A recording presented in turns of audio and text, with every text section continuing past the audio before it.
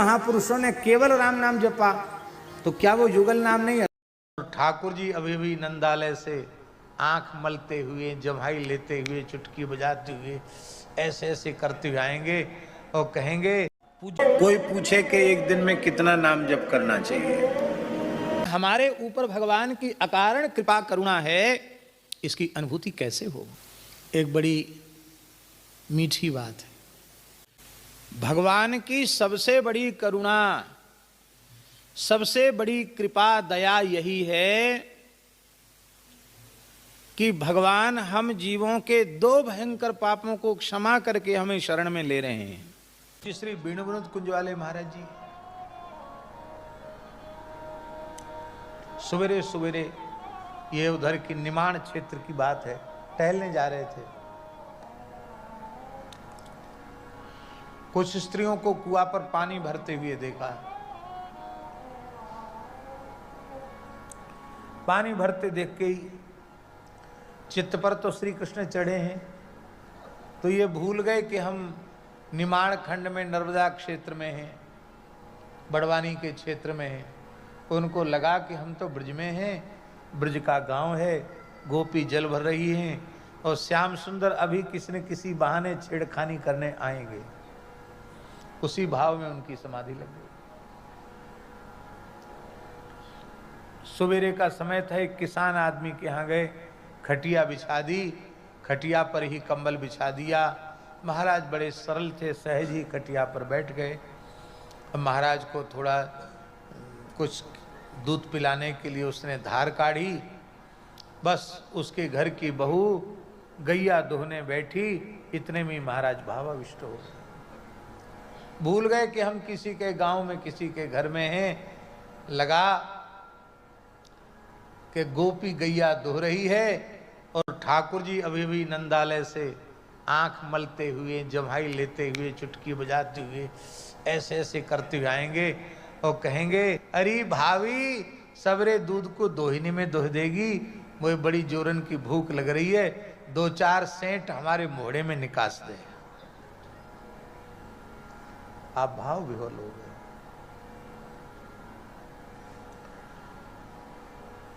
प्रातःकाल भ्रमण के लिए नर्मदा किनारे जा रहे थे।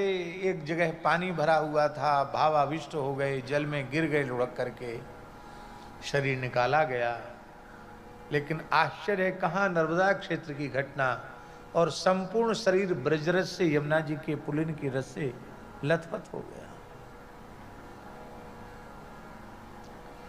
गौरी सोमनाथ मंदिर में कीर्तन हुआ, चूली गांव की बात है, और पूज्य बीणुवनुत कुंज वाले महाराज जी, पूज्य बाबा श्री बालकृष्णदास जी महाराज कीर्तन करने लगे। कीर्तन करते करते भावावेश हुआ, हुंकार करके मूर्छित होकर के गिरे। उस समय एक बाबा थे, श्री नागेश्वर बाबा, बहुत अच्छे संत थे। उन्होंने देखा महाराज जी को चोट न लग जाए, उठाने के लिए बढ़े। उन्होंने जैसे ही महाराज जी का स्पर्श किया, उनको वहाँ महाराज जी नहीं दिखाई पड़े।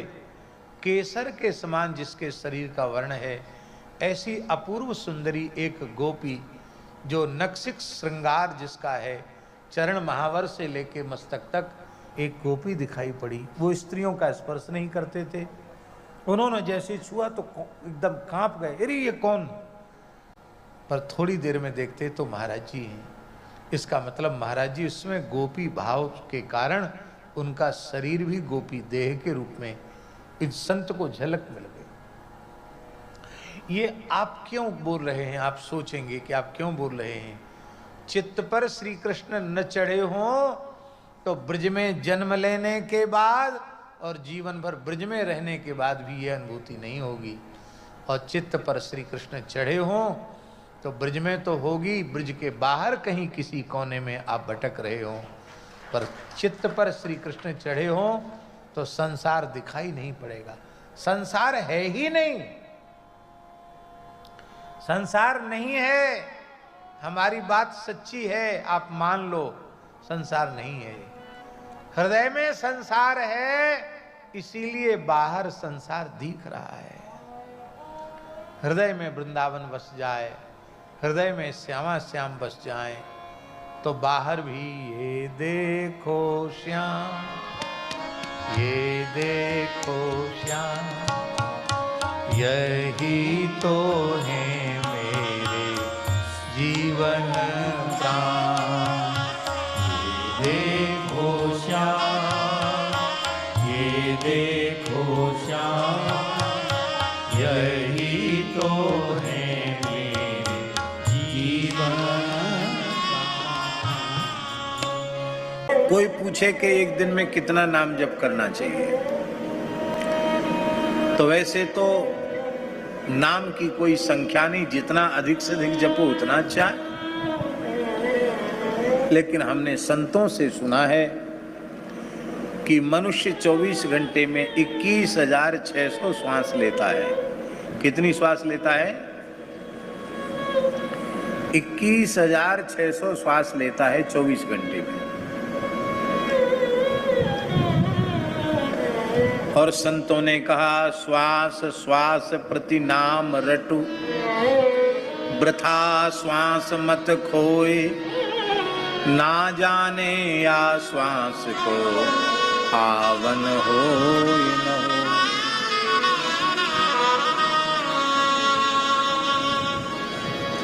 तो दास के विचार से 25,000, कम से कम 25,000 नाम जप सबको करना चाहिए।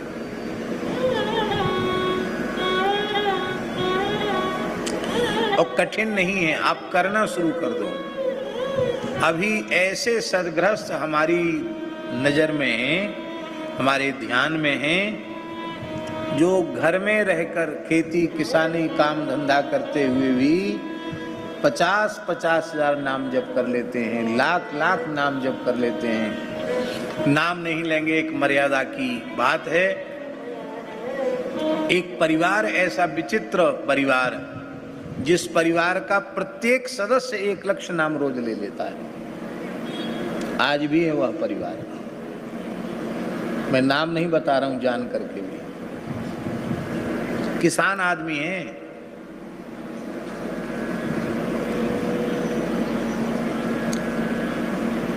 लोग काउंटर से भी कर लेते हैं। हमसे पूछते, महाराज जी माला से न करें काउंटर से करें? भैया उत्तम पक्ष तो है कि माला से ही जपना चाहिए, लेकिन फिर ठीक है, कैसे भी किसी भी पद्धति से नाम स्मरण हो जाए, इसी बात की आवश्यकता है। महती आवश्यकता है नाम स्मरण की। किसी भी पद्धति से हो जाए वो आप नाम जप करिए। ज्यादा नहीं, 25,000 नाम जप भी ईमानदारी से मन लगाकर भावपूर्वक 25,000 जप के भी आप देखिए। हमारा ऐसा मानना है कि आप अपने अंतःकरण की स्थिति का निरीक्षण करना, 6 महीने बाद आपको लगेगा कि हमारे भीतर की स्थिति बिल्कुल बदल चुकी है।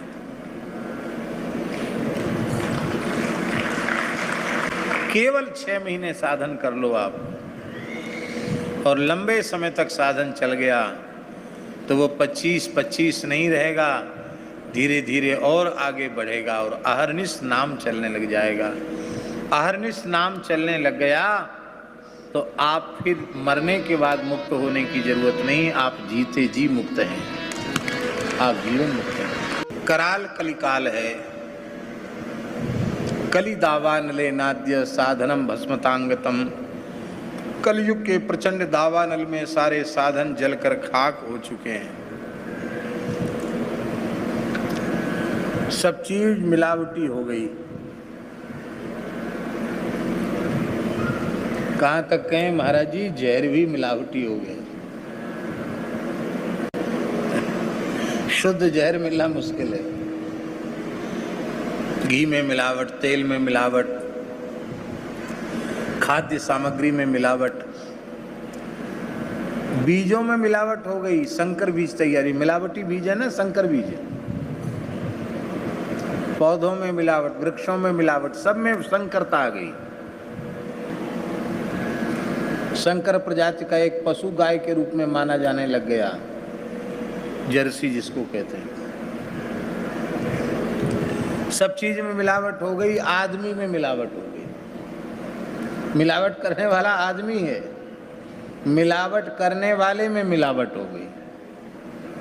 मनुष्य में वर्ण संकरता आ गई। लेकिन हमारी एक बड़ी विनम्र प्रार्थना है, सब चीज में मिलावट संभव है और हो चुकी है, हो गई है। शुद्ध चीज मिलना मुश्किल है। पर हम आपसे पूछते हैं, चाहे जितना भयंकर कलिकाल आ जाए, क्या श्री राम नाम में मिलावट संभव है? साधनों में मिलावट, कथा में मिलावट आ गई, सब चीज में मिलावट आ गई। दूसरों की क्या चले, हम साधुओं में भी मिलावट आ गई, सब चीज में मिलावट आ गई, लेकिन नाम में मिलावट नहीं। नाम खरा सौदा है, सच्चा सौदा, खरा सौदा। इसलिए कलि विशेष नहीं आन उपाऊ, नाम को छोड़ करके जीव के कल्याण का कलयुग में दूसरा साधन है। नाम महानिधि मंत्र, नाम ही सेवा पूजा, जप तप तीरथ नाम, नाम बिन और न दूजा। नाम प्रीति नाम वैर, नाम कहे नामी बोले, नाम अजामिल साखी, नाम भव बंधन खोले। नाम अधिक रघुनाथ के, राम निकट हनुमत कहो, श्री कबीर कृपाते परम तत्व, पद्मनाभ पर चोलयो। इसलिए नाम महात्म्य का श्रवण करके भी नाम जप में प्रवृत्त न होना नामापराध है। ये समय इतना अधिक इसलिए इसमें दिया गया है कि हम लोग नाम महिमा सुन करके नाम जप में लग जाएं, नाम जप में प्रवृत्त हो जाएं। हे प्रभु, संसार में करुणा करने वाले लोग भी दिखाई पड़ते हैं। इनके हृदय में करुणा है, दया है, पर उनकी करुणा सकारण होती है, अकारण नहीं होती है। उनकी करुणा का कोई न कोई कारण जरूर होता है।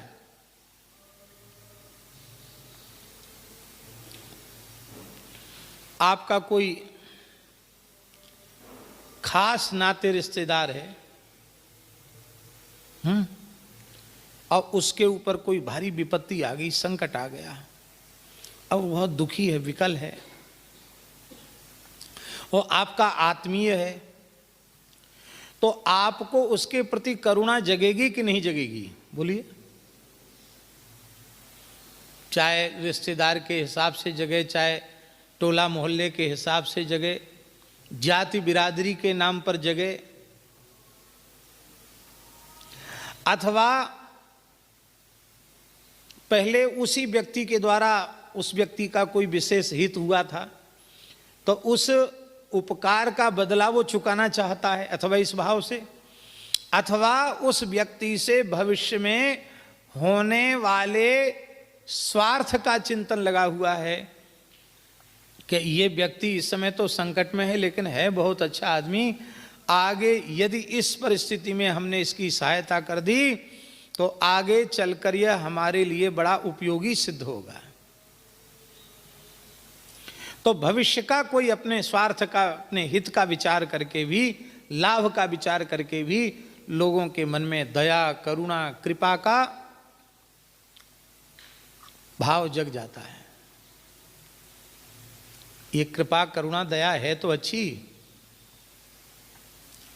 पर ये सहेतुक है। कैसी है? ये सकारण है, ये अकारण नहीं है।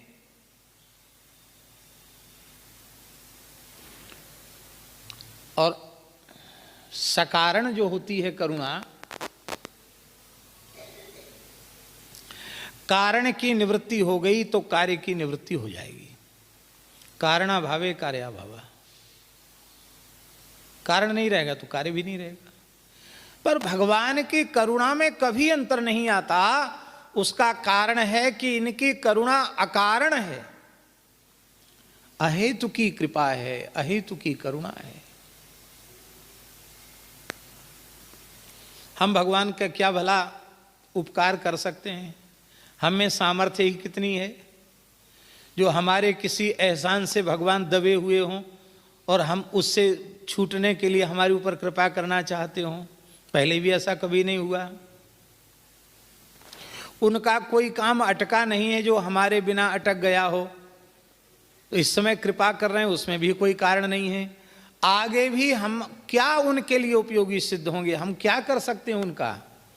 जेहि सृष्टि उपाई त्रिविध बनाई, संग सहाय न दूजा, सो करिय अघारी, चिंत हमारी, जानिय भगति न पूजा। उन्हें किसी के सहयोग की आवश्यकता है ही नहीं, फिर भी भगवान करुणा कर रहे हैं, कृपा कर रहे हैं।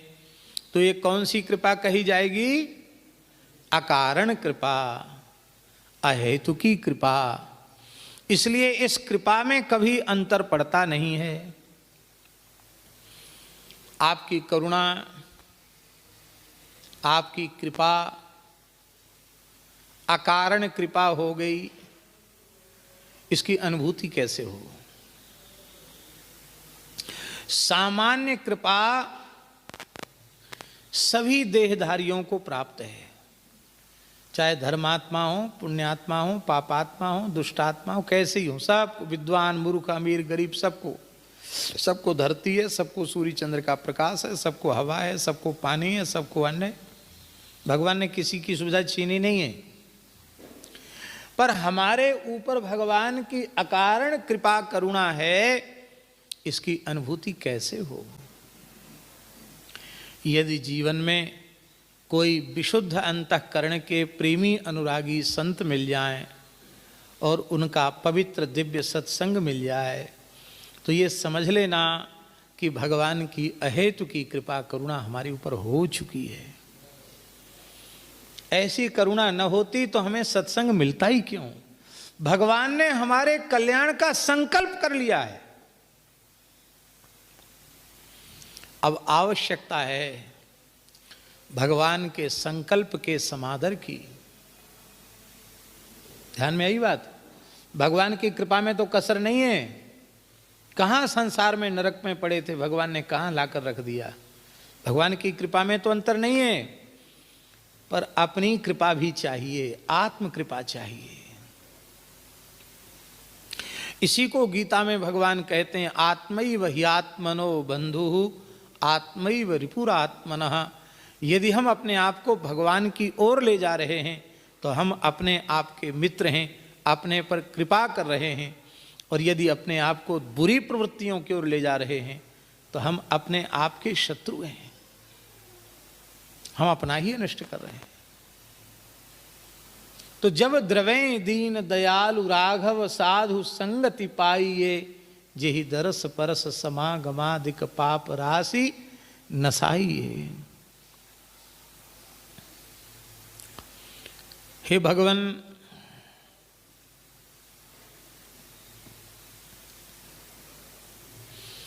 संतों के माध्यम से ही आपकी कृपा जीवों को प्राप्त होती है।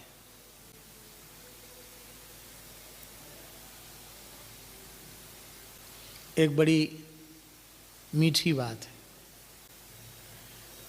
श्री सूरदास जी ने क्या कहा?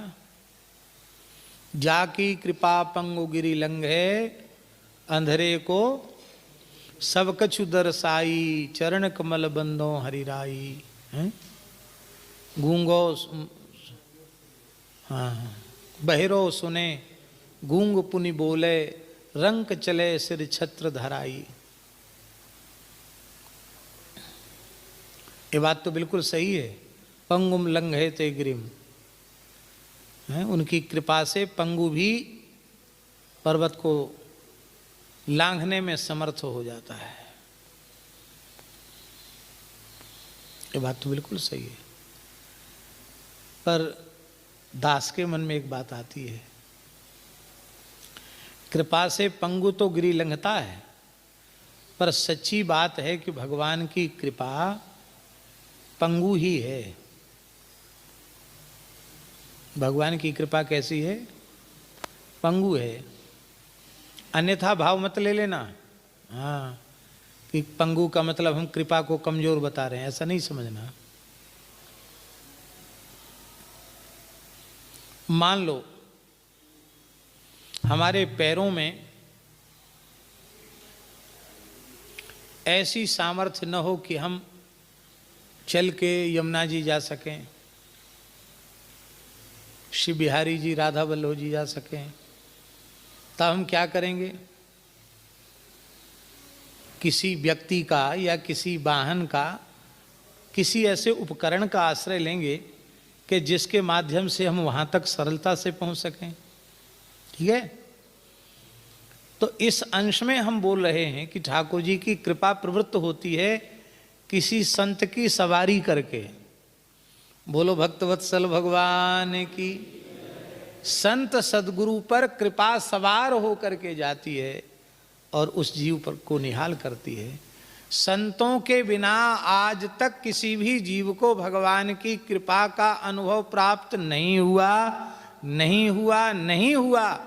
हमारे ऊपर अपार कृपा है, इसकी अनुभूति तभी होती है जब जीव किसी संत के चरणों में अपना समर्पण कर देता है।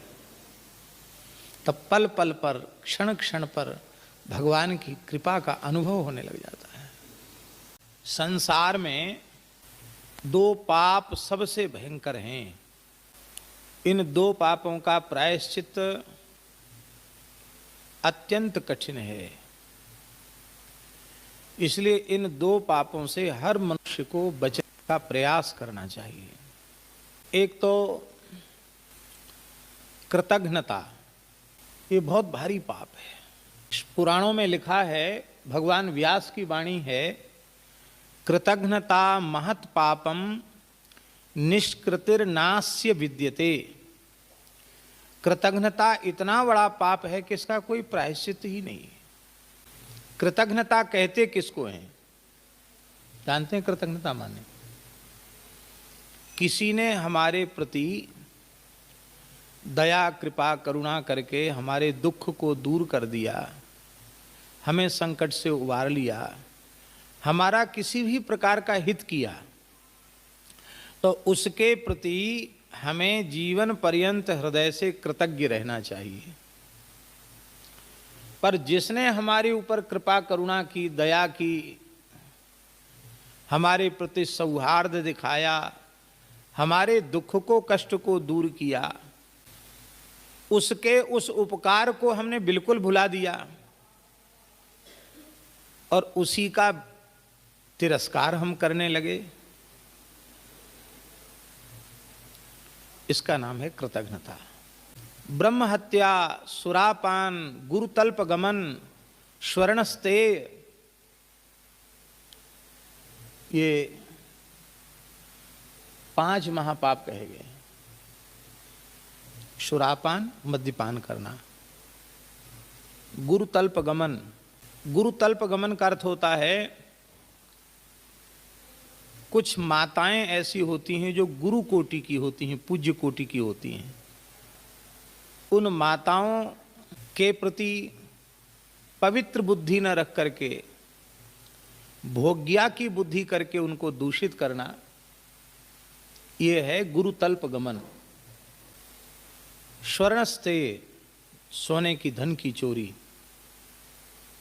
सुरापान, गुरुतल्प गमन, स्वर्णस्ते, ब्रह्म हत्या, ये 4 महापाप हैं। और 5वां महापाप क्या है? 5वां महापाप क्या है? तो 5वें महापाप के संबंध में कहा गया, तत्संसर्गी च पंचमः।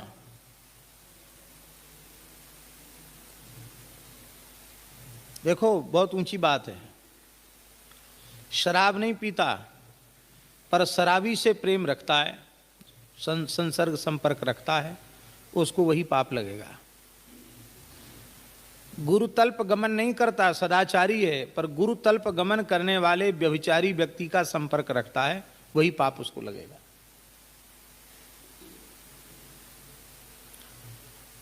स्वर्ण की धन की चोरी नहीं करता पर चोरी करने वाले से संबंध रखता है तो वही पाप उसको लगेगा। ब्रह्म हत्या नहीं की है पर ब्रह्म हत्यारे गो हत्यारे का संग करता है, उससे हाथ मिलाता है, उससे प्रेम संपर्क रखता है, उसको भी वही पाप लगेगा। इसलिए पापी मनुष्य का संपर्क सर्वथा त्याज्य है। तो शास्त्रों में ये जो महापाप कहे गए हैं इनका भी प्रायश्चित है, पर कृतघ्नता का प्रायश्चित नहीं है।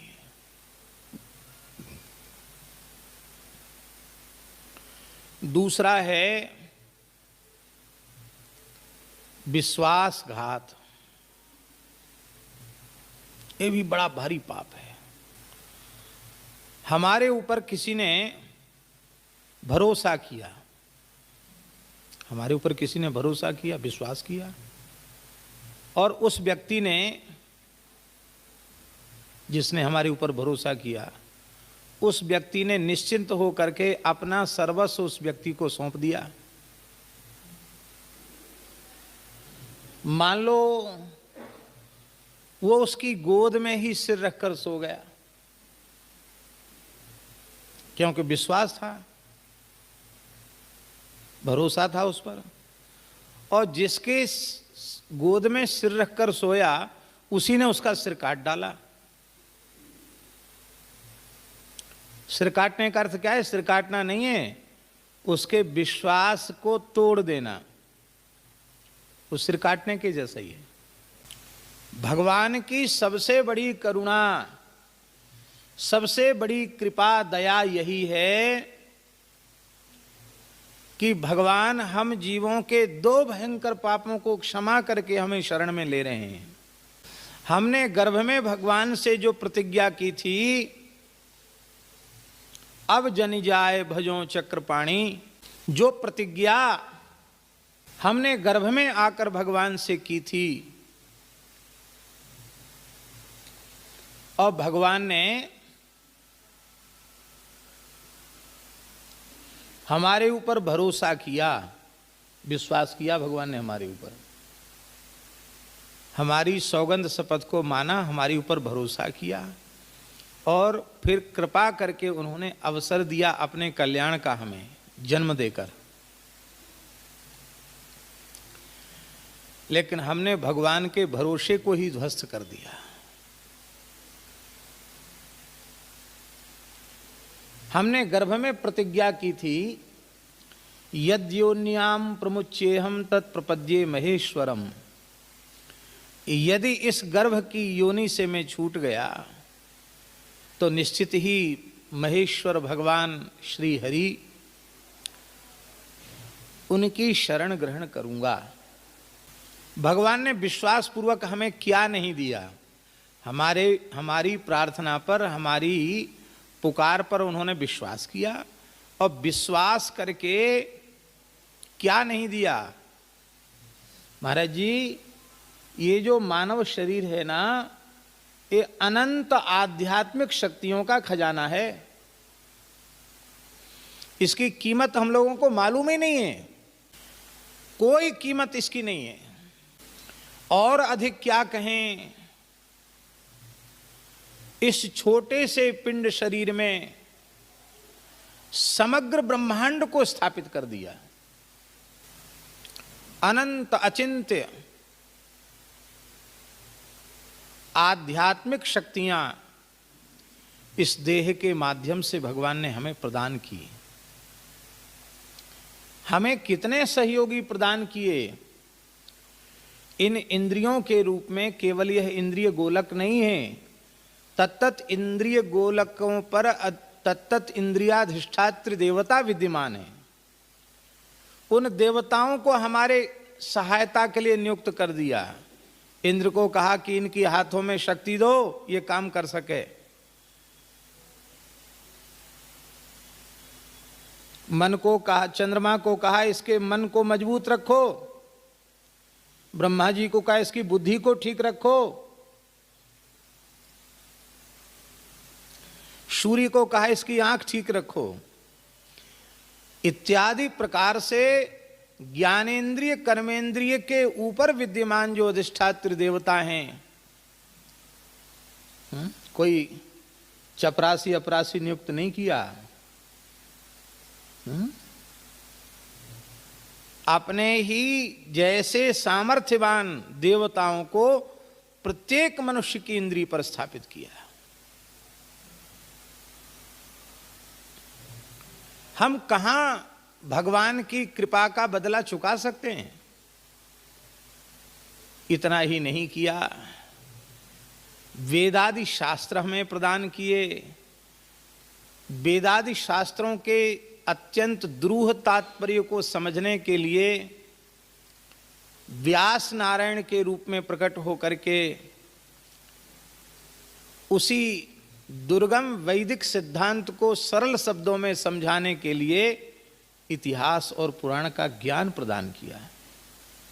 इतना भी कोई न कर सके तो संपूर्ण शास्त्रों के सार सर्वस्व के रूप में गीता जैसा महान शास्त्र भगवान ने कृपा करके प्रदान कर दिया।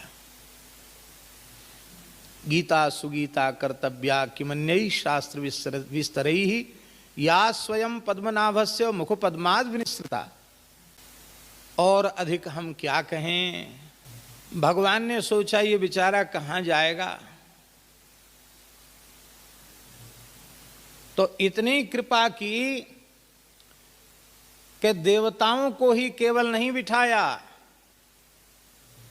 ज्ञान इंद्रिय कर्मेंद्रिय अंतरिंद्रियों के ऊपर स्वयं उसके हृदय सिंहासन पर अंतर्यामी के रूप से स्वयं भगवान बैठ गए।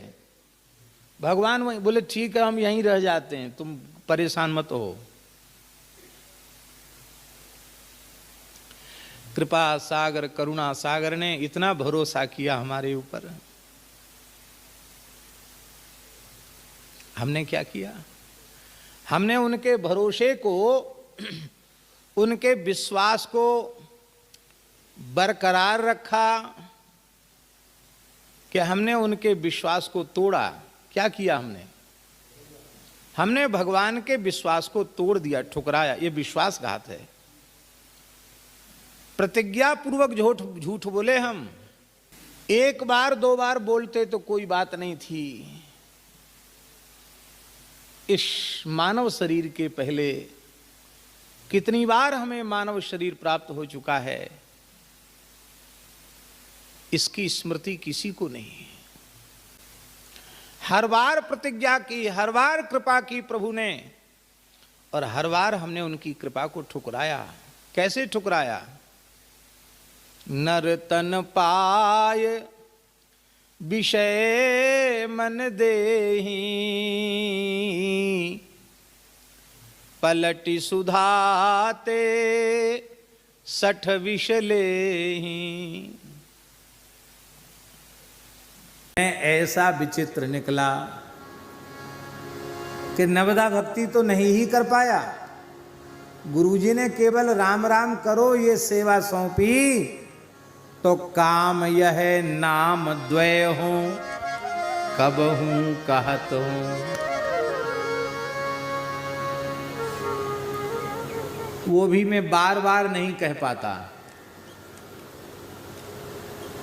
कभी दो बार, एक बार दो बार, कभी कभी राम राम बोल देता हूं। राम राम दो बार बोल देता हूं, अथवा सीताराम सीताराम बोल देता हूं। क्योंकि नाम द्वय, दो नाम कौन? एक श्री किशोरी जी का नाम, एक श्री रघुनाथ जी का नाम, द्वय नाम युगल नाम। हम पहले भी कह चुके हैं, राम जी किशोरी जी के वियोग में होते हैं तो श्री किशोरी जी के नाम का जप करते हैं।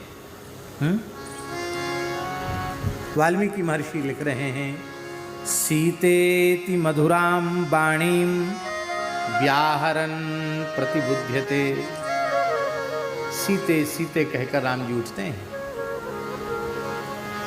और श्री किशोरी जी रघुनाथ जी के वियोग में निरंतर नाम पाहरू दिवस निस, ध्यान तुम्हार कपाट, लोचन निज पद जंत्रित, जाहि प्राण के ही बात। किशोरी जी राम राम जपती हैं और श्री रघुनाथ जी सीता सीता जपते हैं।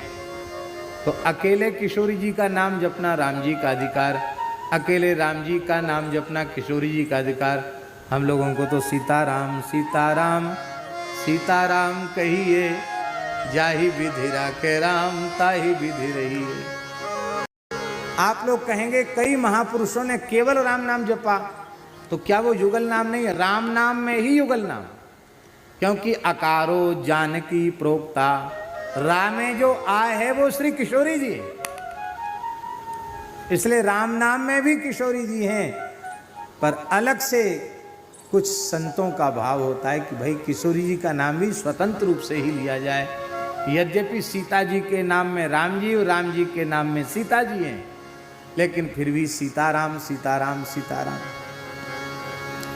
एक बार पूज्य श्री गोपालाचार्य जी ने कहा, पूछा हमसे क्या जपते हो? हमने कि महाराज जी हम तो जप ही नहीं कर पाते हैं, फिर भी क्या जपते हो? कुछ नाम जप करते हो? हमने कहा सीताराम सीताराम। अरे बोले सामान्य मनुष्य को भी श्री के बिना नहीं बोला जाता है, और इष्ट का नाम बिना श्री के लेते हो, क्या कहना चाहिए? बोले श्री सीताराम श्री सीताराम श्री सीताराम श्री सीताराम। उन्होंने कहा क्या, तब से हम यही करने लगे। मैंने करते तो नहीं है, लेकिन जो कुछ भी भूले भटके दो चार नाम चलता है तो श्री सीताराम श्री सीताराम। अब श्री सीताराम में बहुत सुख मिलता, सीताराम से ज्यादा सुख मिलता श्री सीताराम में। भले थोड़ी देर तो लगेगी, लेकिन आनंद ज्यादा आता है। श्री सीताराम श्री सीताराम श्री सीताराम श्री सीताराम श्री सीताराम श्री सीताराम श्री सीताराम श्री सीताराम। बहुत प्यारा नाम है। हमारे सुदामा कुटी के बड़े पुजारी जी थे, बड़े अच्छे महात्मा थे। तो हमारे महाराज जी से तो बड़ा प्रेम उनका था ही, और हमको कहते थे पंडित बच्चा दवा, बुला लेते, जबरदस्ती सेवा ले लेते थे। जोर से दवा तो भी उनके पैर बहुत कठोर थे, और जोर से दवा, फिर कुछ कुछ सेवा कह करके ले लेते थे। फिर जिस समय सेवा करते तो कोई ना कोई अच्छी बात सुनाते। खूब नाम जापक थे, खूब भजनानंदी थे उनके। तो कहते बच्चा, एक बार तुलसीदास जी महाराज बहुत कमजोर हो गए, एकदम दुर्बल हो गए। राम जी को बड़ी चिंता हो गई। हनुमान जी ने पूछा सरकार आज आप उदास क्यों आ रहे? बोले भाई तुलसीदास मेरा बड़ा प्यारा भगत है, बेचारा महात्मा बहुत कमजोर होता चला जा रहा, बड़ी चिंता है हमको। हनुमान जी बोले आप चिंता न करें, हम पता लगाते हैं हाली बीमारी क्या है, क्या तकलीफ है, हम करेंगे ऐसा उपाय को तगड़े हो जाएं। श्री राम जय जय राम कह के हनुमान जी प्रकट हो गए। आओ आओ प्रभु, आंजनेय बड़ी कृपा की, कैसे पधारे? बोले सरकार बहुत चिंतित हैं, आपका शरीर बहुत कमजोर हो रहा है, क्या बात है, तबीयत ठीक है? बिल्कुल स्वस्थ हूँ, खूब सुंदर भूख लगती है, नींद भी आ जाती है, कोई बीमारी नहीं है। अच्छा देखें नाड़ी, हाँ बिल्कुल ठीक है, नाड़ी तो ठीक चल रही, कोई तकलीफ भी नहीं। कमज़ोर क्यों हो रहे? अरे कमज़ोर वमजोर भी कुछ नहीं, ठीक है, क्या कमजोरी नहीं, बहुत कमज़ोर हो रहे हो। क्या करते हो? क्या करेंगे महाराज, राम राम करते हैं, यही तो कमजोरी का कारण है। अरे पोषण तो माँ देती है ना, माँ को तो याद ही नहीं करते हो, खाली राम राम बाप बाप को याद करते हो। पोषण देना तो माँ का काम है। अब समझ में आया, इतना खीर मालपुआ खाने के बाद भी कमजोर क्यों? अच्छा अब सीताराम सीताराम जपा करो। बोले ठीक है।